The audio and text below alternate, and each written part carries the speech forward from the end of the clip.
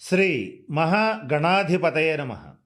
ఈరోజు మనం జూన్ 2వ తారీఖు 2026 సంవత్సరం నుండి దేవగురువైనటువంటి బృహస్పతి తన ఉచ్చ స్థానమైనటువంటి కర్కాటక రాశిలో ప్రవేశించి సంచరిస్తున్నాడు. ఇదొకటే ముఖ్యమైనది కాదు, దీనికంటే ముఖ్యమైనది ఏంటంటే ఈ సంవత్సరానికి పరాభవన సంవత్సరానికి రాజైనటువంటి గురువు ఉచ్చస్థానంలో ప్రవేశించి సంచరిస్తూ ద్వాదశ రాశుల వాళ్ళకి అధిక భాగం, ఎక్కువ రాశుల వాళ్ళకి శుభ ఫలితాలు ఇస్తాడు. కొద్ది రాశుల వాళ్ళకి మాత్రం ఇబ్బందులు పెడతాడు. ఏ రకమైన ఫలితాలు రాబోతున్నాయి అనేటువంటి అంశాన్ని తెలుసుకోవటంలో భాగంగా ఇప్పుడు మకర రాశి వారికి ఎటువంటి శుభ ఫలితాలు ఇవ్వబోతున్నాడు అనేటువంటి అంశం గురించి తెలుసుకోవడానికి ప్రయత్నం చేద్దాం.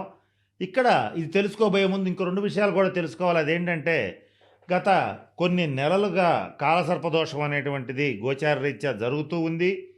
దీనికి తోడు మకర రాశి అధిపతి అయినటువంటి శని మకర రాశి నుంచి 3వ స్థానంలో ఉన్నాడు. అలాగే గురుడు ఈ మకర రాశి నుంచి 7వ రాశిలో ఉంటూ మకర రాశి మీద ఎటువంటి శుభ ఫలితాలు ఇవ్వబోతున్నాడు అనేటువంటి అంశాల గురించి తెలుసుకోవడానికి ప్రయత్నం చేద్దాం. దీనికి తోడుగా ఎటువంటి నిర్ణయాలు తీసుకోవాలి, ఏది చేస్తే మరిన్ని శుభ ఫలితాలు వస్తాయి, ఆర్థికంగా ముందంజ వేయగలుగుతాం, జీవితంలో ఎదురులేని ఆర్థిక శక్తిగా ఎదగగలుగుతాం, ఇటువంటి అనేక అంశాల గురించి తెలుసుకోవడానికి ప్రయత్నం చేద్దాం. ఇక పోతే మకర రాశికి తృతీయ స్థానంలో శని సంచారం వల్ల ఏ పని చేపట్టినా విజయం సిద్ధిస్తుంది. జీవితంలో వేటికి లోటు లేకుండా చాలా సంతోషంగా జీవితం అనేటువంటిది గడిచిపోయే పరిస్థితులు వచ్చాయి. మీకు మీరుగా లోటు కల్పించుకుంటే తప్ప అన్ని రకాలుగా శనీశ్వరుడు మీకు శుభ ఫలితాలనే ఇస్తాడు. త్రిషడాయగత పాపహాని 3, 6, 11 స్థానాల్లో పాపగ్రహాలు సంచరిస్తూ అత్యంత శుభ ఫలితాలు ఇస్తాడు. వాటిల్లో కూడా శనీశ్వరుడు 3వ స్థానంలో, 6వ స్థానంలో, 11వ స్థానంలో ఉన్నప్పుడు అత్యంత శుభ ఫలితాలు ఇస్తాడని జ్యోతిష్ శాస్త్రం చెప్తోంది. కనుక ఆల్రెడీ మీకు శనీశ్వరుడు మీ రాశ్యాధిపతి అత్యంత శుభ ఫలితాలు ఇవ్వటానికి రెడీగా ఉన్నాడు. ఎప్పటి నుంచో అక్కడ శని సంచారం జరుగుతోంది. మరి మనకు వచ్చే సందేహం ఏంటంటే, మరి మీరు ఎక్స్పెక్ట్ చేసినంత శుభ ఫలితాలు ఎందుకు రావట్లేదు అనేటువంటిది అందరికీ సందేహం వస్తుంది. ముఖ్యంగా మకర రాశి వాళ్ళు ఈ సందేహంతో ఎంతో కాలంగా బాధపడుతున్నారు. దానికి 2 ముఖ్యమైన కారణాలు ఉన్నాయి.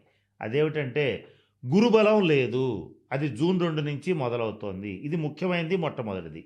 రెండవది, మకర రాశి నుంచి 2వ స్థానంలో రాహువు, 8వ స్థానంలో కేతువు సంచరిస్తూ వీళ్ళు చేసేటువంటి పనులకు ఆటంకాలు కల్పించటం, మానసికంగా ఆందోళన కలిగించటం, అనారోగ్యాలు కలిగించటం, ప్రతి పనిలోనూ విఘ్నాలు కలిగించటం, అలాగే ఏ పని చేయాలన్నా 10 అడుగులు ముందుకి 100 అడుగులు వెనక్కి నడిచేటట్లు చేయటం, ఇటువంటి అనేక ఇబ్బందులు మకర రాశి వాళ్ళకి చాలా కాలంగా జరుగుతున్నాయి. దీనికి తోడు గురుబలం లేకపోవటం వల్ల వీళ్ళ ప్రయత్నాలన్నీ భంగమవుతూ వచ్చినాయి. ఆ ఇబ్బందుల నుంచి గురువు మిమ్మల్ని సంపూర్ణంగా బయటవైపోతున్నాడు. వీటితో పాటుగా ఇంకొన్ని ఫలితాలు జరగబోతున్నాయి. వాటి గురించి ఒకదాని తర్వాత ఒకటి తెలుసుకోవడానికి ప్రయత్నం చేద్దాం. వాటిలో మొట్టమొదటిది ఏంటంటే, మకర రాశి వారు ఎవరైతే వివాహ ప్రయత్నాలు చేస్తూ ఉంటారో వాళ్ళకి వివాహ యోగ్యమైన కాలం. మంచి సంస్కారవంతమైన ఉన్నతమైన కుటుంబాల నుంచి వచ్చినటువంటి సంబంధాలు మిమ్మల్ని వెతుక్కుంటూ వస్తాయి. రాసి పెట్టుకోండి, గుర్తు పెట్టుకోండి, లేదా మీకు తెలిసిన వాళ్ళకి చెప్పండి. ఎవరైతే అవివాహితులు గట్టిగా ప్రయత్నం చేస్తారో వాళ్ళకి ఈ జూన్ 2 తర్వాత సంవత్సరం లోపల ఖచ్చితంగా వివాహం జరిగి తీరుతుంది, ఇందులో సందేహం లేదు. ఇకపోతే రెండవ అంశం ఏంటంటే, దేహ కాంతి వృద్ధి చెందుతుంది, ఆరోగ్యం వృద్ధి చెందుతుంది, ఐశ్వర్యం వృద్ధి చెందుతుంది. మకర రాశి వాళ్ళు మరొక ముఖ్యమైన విషయం, అతి ముఖ్యంగా గుర్తుపెట్టుకోవాల్సింది ఏంటంటే, ఈ సంవత్సరం నూతన స్వర్ణ, వజ్ర, ఆభరణ, వస్త్ర, అలంకార ప్రాప్తి కలుగుతుంది. అంటే అర్థం ఏంటంటే, బంగారం రేటు ఎంత ఉన్నప్పటికీ కూడా మీ ఆర్థిక స్తోమత సహకరించినంత వరకు తప్పనిసరిగా నూతన బంగారు, వజ్ర ఆభరణాలని ఖచ్చితంగా కొనుగోలు చేస్తారు. ఇది నిర్వివాదమైనటువంటి అంశము. ఇక దీంతో పాటుగా ఈ గురుడు శనిచ్చేటువంటి శుభ ఫలితాలని మరింత యాక్టివేట్ చేయటం కూడా జరుగుతుంది.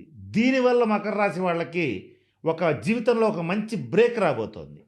ముఖ్యంగా నేను అతి ముఖ్యమైన విషయాన్ని ఇప్పుడు మకర రాశి వాళ్ళకి చెప్పబోతున్నాను. అదేమిటంటే, ఎవరైతే 40 సంవత్సరాల లోపు ఉన్నటువంటి మకర రాశి వాళ్ళు ఉంటారో, దుష్టగ్రహ దశాంతర దశలు జరుగుతూ 40 సంవత్సరాల లోపల ఉండి, అలాగే నీచగ్రహ పాపగ్రహ దశాంతర దశలు ఉంటూ జాతకం సరిగ్గా లేనటువంటి మకర రాశి వాళ్ళకి కూడా అద్భుతమైనటువంటి కాలం అందిపుచ్చుకునేటువంటి కాలం, అభివృద్ధి చెందడానికి అవకాశం ఉన్నటువంటి కాలం గురువు మీకు ఇవ్వబోతున్నాడు. అటువంటి శుభదృష్టి మీ రాశి మీద పడుతోంది కనుక తప్పనిసరిగా మకర రాశి వాళ్ళు ఈ 12 రాశుల్లో మంచి విజయాలు నమోదు చేసుకుంటారు. ఆర్థికంగా అభివృద్ధి చెందుతారు.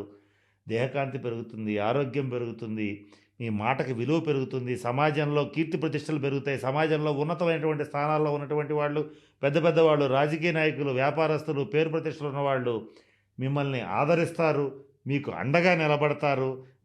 దేశ విదేశాల్లో ఉన్నవాళ్ళు కూడా మీకు వాళ్ళకి చేతనైనటువంటి సహాయ సహకారాలు మీకు అందిస్తారు.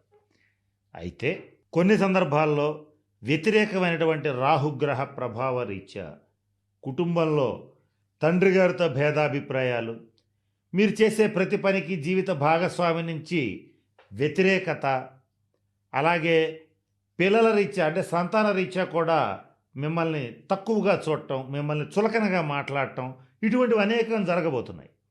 వీటి నుంచి తప్పించుకోవాలంటే మీరు చేయవలసింది ఏం లేదు, గురువు యొక్క బలాన్ని పెంపొందింప చేసుకోవాలి. కొన్ని సంవత్సరాలుగా చెప్తున్నాం గురుబలం పెంచుకోవడానికి ఏ రకమైన పరిహారాలు చేయాలి అనేటువంటి చెప్తున్నాం, అవి పాటించండి. వాటితో పాటు ఇప్పుడు కూడా మీకు కొన్ని పరిహారాలు ఇస్తాను. వాటిల్లో మీకు చేతనైనవి పాటించండి, మీకు నచ్చినవి మీరు చేయగలిగినవే పాటించండి. మొట్టమొదటిది ఏంటంటే పసుపు రంగు వస్త్రాలు ధరించండి. రెండవది, ఒకవేళ అటువంటిది ధరించలేకపోతే మీరు పసుపు రంగు కర్చీఫ్ అయినా సరే జేబులో ఉండేటట్లుగా చూసుకోండి. అలాగే రెండవ అంశం ఏంటంటే మీ ఆర్థిక స్తోమత సహకరించినంత మేరకు సువర్ణ ఆభరణాలు ధరించండి. విపరీతంగా వేసుకునేటట్లయితే చోరభయం పొంచి ఉంటుంది, కొంచెం ప్రమాదం కూడా జరిగేంత బంగారం రేట్లు ఉన్నాయి కనుక విపరీతంగా వేసుకోవద్దు. మీకు తగినట్లుగా, పరిస్థితికి తగినట్లుగా ధరించండి. సువర్ణాభరణాలు ధరిస్తే గురువు అనుగ్రహం లభిస్తుంది. కారణం ఏంటంటే బంగారం అనేటువంటి లోహానికి కారకుడు దేవగురువు అయినటువంటి బృహస్పతి. ఈ పరాభవన సంవత్సరంలో మీకు ఈ గురువు యొక్క అనుగ్రహం లభించాలి అని అంటే ఆయన రాజు కూడా కనుక సువర్ణాభరణాలని ఆయన ప్రీతి కొరకు ధరించండి. అలాగే గురువారం నాడు విష్ణు సహస్రనామ పారాయణ చేయండి. సోమవారం నాడు ఈ గురువు యొక్క అధిదేవత అంటే గురుగ్రహాన్ని కంట్రోల్ చేసేటువంటి శక్తి ఒక్క శివుడికే ఉంటుంది కనుక శివాలయాన్ని సందర్శించండి.